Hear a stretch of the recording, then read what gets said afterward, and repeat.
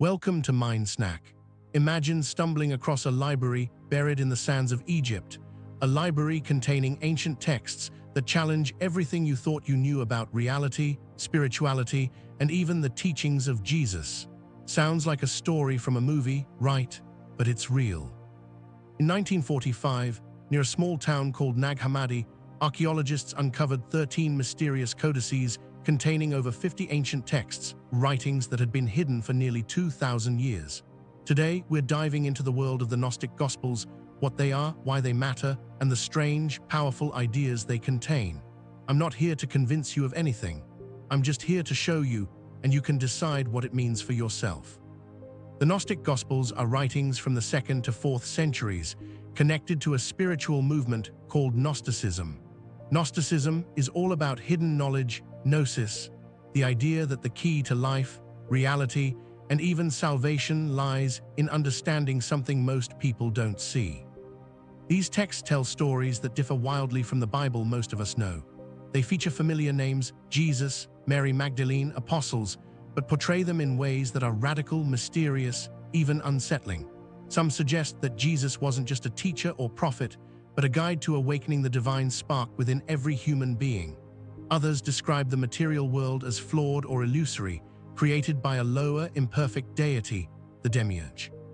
Some modern thinkers suggest that the visions and ideas in the Gnostic texts might be linked to altered states of consciousness.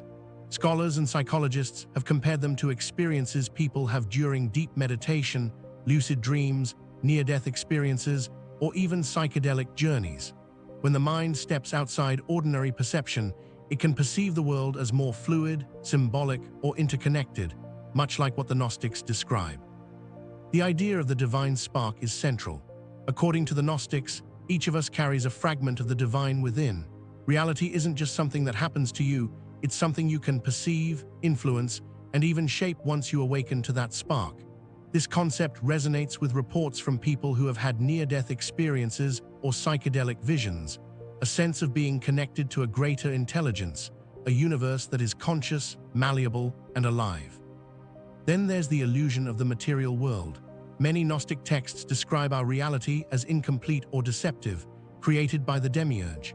Some researchers suggest that similar ideas arise naturally when the brain experiences extreme states, dreams, trance, or psychedelics, where the usual boundaries between self, world, and other dissolve. The physical world becomes a stage, and consciousness appears to navigate beyond it. Secret knowledge as a path to freedom is another theme. Gnosticism emphasizes knowing yourself and understanding hidden structures of the universe. Awareness, insight, and gnosis are the keys, not rituals, not rules, not even morality alone.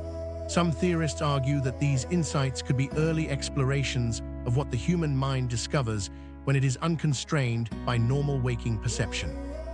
Let's look at some examples. The Gospel of Thomas contains sayings attributed to Jesus. One reads, "The kingdom of God is inside you and all around you. Split a piece of wood and I am there. Lift up the stone and you will find me there." This mirrors descriptions from people who have experienced profound psychedelic states or near-death moments. The sense that the divine or ultimate reality is woven into everything, even ordinary matter. Another example is the Apocryphon of John, where the demiurge, creator of the material world, is portrayed as blind and imperfect. Some scholars see this as an early metaphor for the limitations of ordinary human perception, a way to express that the reality we think is solid is only a fraction of the full picture.